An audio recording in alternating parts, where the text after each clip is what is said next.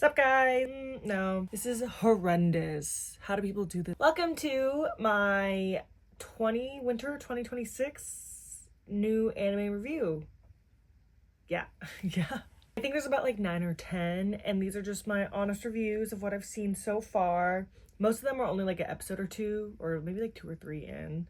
Actually, more like 2 or 3. I think one of them is maybe 4. Let's get right into it. First anime, it's Dark Moon, the Blood Altar. It's about this girl. She gets into this prestigious school where there's no vampires allowed. Like, they're known for their really thorough tests to make sure that vampires don't get in because she hates vampires. Her name is Suha, but she has powers. Who does she meet immediately when she gets there? A bunch of really cute vampire boys. This one, I believe, is 2 episodes in. I really like it. It leaves you like with a ton of questions. Are the boys experiments? How did they become vampires? Why were they all in an orphanage? It leaves you with enough questions to make you keep watching and wanting to know more. Helly, cute pie, we love him. Actually, I love all the boys. So the boys feel this protective power towards Suha, and now we're wondering, is she this kind of like god power where the werewolves and the vampires all gravitate towards her and they listen to her?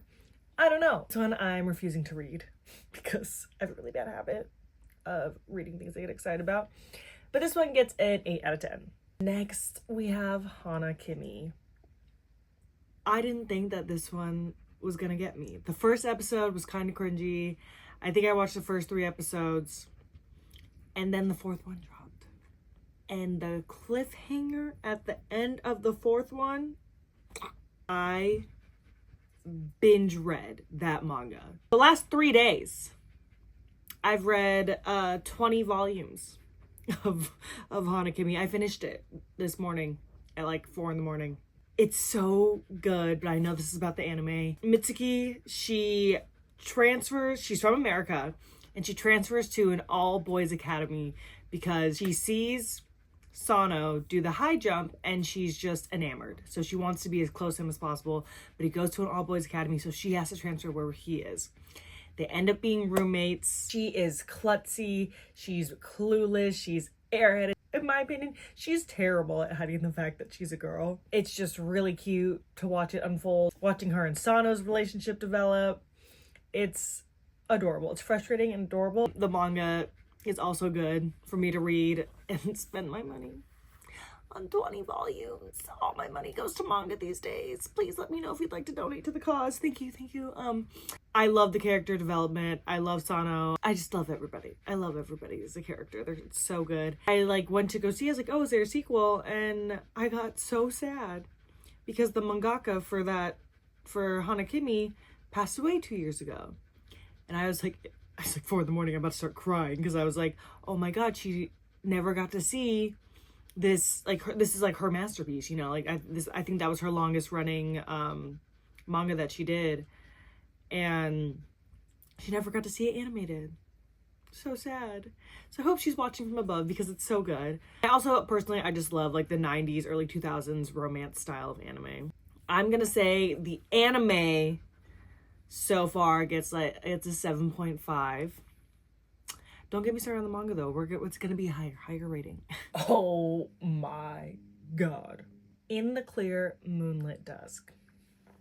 Shimura. What a little hottie. Okay, so first, the anime adaptation did the characters so dirty. After, what was the episode? Episode 2 that just aired? You think I had the patience? There was no way I wasn't gonna read this thing. Oh my God, I read it all in one night. I think I got home from work at like 4 that night. I watched the episode and I was up till 7 reading. I did not sleep.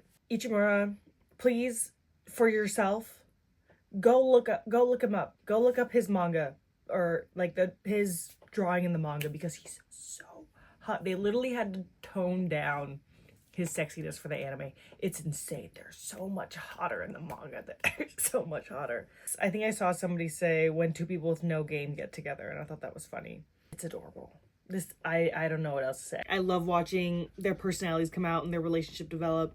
I feel for Yoi. Like, I get it. The bigger girl, she doesn't feel feminine. Watching her come into her femininity, Sounds like anemone. Words are hard. It's beautiful. It's adorable. I hate where the anime or the manga ended. Great show. 9 out of 10. Gotta watch it. Gotta watch it. Number 4. This one, I was just casually looking for a show that was going to be no stress. I needed something I wasn't going to be obsessed with because I'm so obsessed with so many shows this season. And based off the title, I was like, oh, this is a silly title. You know, it's probably a silly anime. It's Isekai Office Worker. The Other World's books depend on the bean counter. I've never been more wrong in my entire life. It's a straight BL. It is 100% a BL. It's good. This guy hears a girl scream. He's just a normal, like what they call him, like a office drone or a corporate drone. He works every day, has his 9 to 5, probably works like 12 hours a day, just overworked. All he knows is like work in the corporate world. Hears a girl scream. She's getting summoned to another world. He ends up going in with her. They're like, hey man, you're cool. You don't have to do anything. He's like, put me to work. So he becomes part of the accounting team, gets an abacus, which I'm assuming is the bean counterpart, and just, you know, goes to work, helps on the finances of this new kingdom that he's part of. But the head of the Knights, he be eyeing him. He's like, ooh, ooh, ooh. And my first impression was, what does Mr. Head of the Knights know about this commoner? Is actually super powerful and we just don't know it and he can see it? No, that wasn't it. The main character, because he's isekai'd into this world, he has no resistance against magic because he wasn't supposed to be isekai'd. He ODs from their potions and then he gets magic poisoning. And Seiichiro's the main character. Aresh, who is the captain of the Knights, has to save him. He has to save him by getting him used to magic. How does he do that? First, it's shirtless making out. That's how it starts. And then it turns into straight back shots. What episode did I just watch? Episode 3. He essentially says, I could cast a barrier around you to protect you from the magicals, but you would literally have to take back shots every night for it. Magical back shots. Which, you know, don't we all wish we could be safe that way?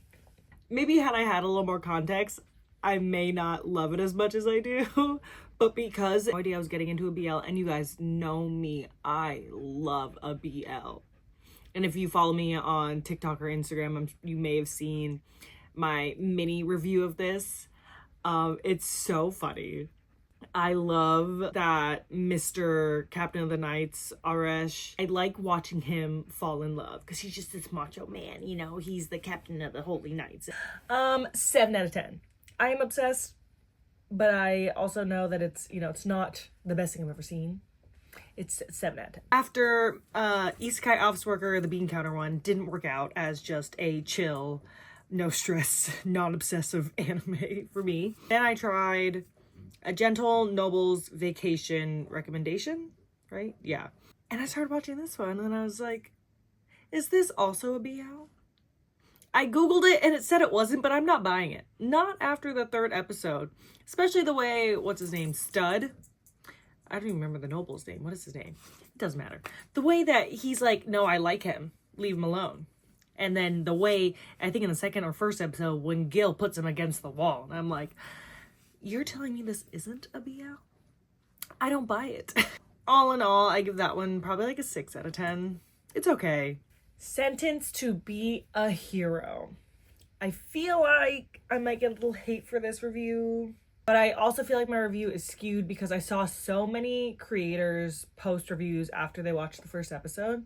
And they hyped this shit up. I saw a few people say that it was like the best 1st episode to an anime they had ever seen. That is a huge, bold statement. I went in with the mentality that this was going to be one of the best 1st episodes I'd ever seen. And it was good. Do not get me wrong, it was good. It is also an hour long, so you get a ton of information. Xylo is a really cool main character. You learn a lot in the 1st episode, so you immediately want answers. You want to know who framed him. He doesn't care about being the good guy. He just wants to know who framed him and he wants to kill them. He wants to get his revenge. But you want to see him redeem himself. And the goddess that he's paired up with, she's adorable. You can't help but love her, and you can't help but love their relationship, even though he's like, ugh, go away. And she's like, please pat my head, I love you. I wouldn't say that it's the best 1st episode of an anime I've ever seen. I can't think of something immediately to compare it to, but I just don't think that I personally agree with that statement. I still am going to give it an 8 out of 10. It's definitely worth a watch. The animation's a little different. It's really cool. Just tell it's going to be a phenomenal story. The Villainess is adored by the prince of the neighbor kingdom. I love a good isekai into a villainous anime. It's like one of my, I don't know if that's really a genre. It's like shoujo, but isekai, I don't know what to call it. I love it. That's like my favorite thing right now. This one is giving soft version of Seventh Time Loop, which is like my favorite one. Even the character design is very similar, but this one is just seems more lovey-dovey. Like, so far it doesn't give you a storyline where you're just like, we want to sink your teeth into it. I don't feel that way. I know I'm still gonna watch it because I love this genre and I want to know what happens. I also don't love the voice actor, so I think that might also be turning me off a little bit. But yeah, there's so many similarities to Seventh Time Loop, and Seventh Time Loop is just, that's my favorite. So if you're gonna be close, you got big shoes to fill. Scum of the Brave, I'm not gonna lie, I don't even know if I finished the first episode. I saw the art style and I was like, oh, like this looks kind of cool. I want to watch this. I think it could be interesting. I think I need to give it another try. I definitely didn't stay awake for the second episode. I do know that. But yeah, right now, just because it didn't really grab my attention in the first episode, I'm going to give it a 5 out of 10. You and I are polar opposites. Oh my God. This is the show that I didn't know that I needed. Oh, Tani-kun and Suzuki, they are so cute. Oh my God, and the animation is so fun. It's so adorable. It's so colorful. It's cartoony, but it's so fun. I love it. And you can't help but love like Tani and Suzuki's relationship, especially once they start dating and Tani-kun actually puts in effort to be a boyfriend. Like when he looks up conversations to have with a girlfriend, oh my God, he's literal just like hearts bursting everywhere. It's so cute. Suzuki she adds color to the world, and especially Tani-kun's world, because it's like he doesn't talk to anybody, he doesn't do anything. It kind of gives you like My Dress Up Darling, in the sense that like Marin, she is this loud, popular, beautiful girl that Gojo would never imagine interacting with, but as soon as like their worlds clash, his world is just so much brighter. It's so stinking cute. You just smile and laugh the whole time. 9 out of 10. 9 out of 10. Tamon's B-side. You already know this is a Tamon Stan account. We are proud, devout members of the Church of Tamon. This is my religion. This is my God. Tamon is a god. Tamon is the center of the earth. All of it. All of it. Tamon is a phoenix. I am obsessed with this show. This was my most anticipated show of the winter animes. And oh, it did not disappoint. First episode didn't disappoint. First one, I was hooked. Second one, destroyed me. After that, I sped read every volume. I have reread all 10 volumes twice already. I did it in a week. That's all I did for a week. I was practicing my scriptures. I have to know all of the commandments of the Church of Tamon. I've never been such a devout member of anything in my life. And we love every version of Tamon. Jimehara, Chibihara, Harihara, all of them. He's perfect. He's perfect in every form. Genuinely, I have considered learning Japanese so I could read volumes 11 through 13 because they are not in English yet. I don't even think 13's come out in Japan yet. I saw that they already had to do a reprint because there's so many pre-orders. And, you know, everybody is welcome in the Church of Tamon. I'm so happy that so many people are discovering it. I think my favorite version is Gloomy-hara. He's anxious, reclusive, he's adorable, he's insecure with the craziest social anxiety that you would never expect from his idol persona. And I love Utage's character because it would have been so easy to make her, you know, this huge fangirl that gets to meet her idol and just falls in love and tries to keep him all to herself, and, you know, maybe they live happily ever after and just have a relationship. But no, she is selfless and she sees Tamon as somebody for the people. He is God. She cannot keep God all to herself. And she keeps her relationship so professional, both as a housekeeper and, you know, and a fangirl. She doesn't ask for freebies. She works her butt off to support him, even though it's, it's by buying his merch. It makes her such a respectable, admirable, and likable character. When he's upset, she's on top of him screaming, Tamon is a god! Him up, she's building him up. It's amazing to watch his character development. Again, I read all 10 volumes so quickly. It's such a good story. It only gets better. It's such a fun show. The character design is chef's kiss. Oh my god, all the characters are so hot. Tamon's B-side is my 10 out of 10 for the winter animes, for the new winter animes that I've watched so far. Okay, that's all of them that I've seen. Feel free to agree, disagree. Let me know what you think. Let me know if there's ones that I haven't seen that I need to be watching. I don't normally watch this many new ones, but this season, they know what they're doing. Let me know what you think. Thanks for being here. Also, today is Wednesday. Now it's Wednesday. It's Church of Tamon Day, so to all that practice and to all that believe, happy Church of Tamon Day.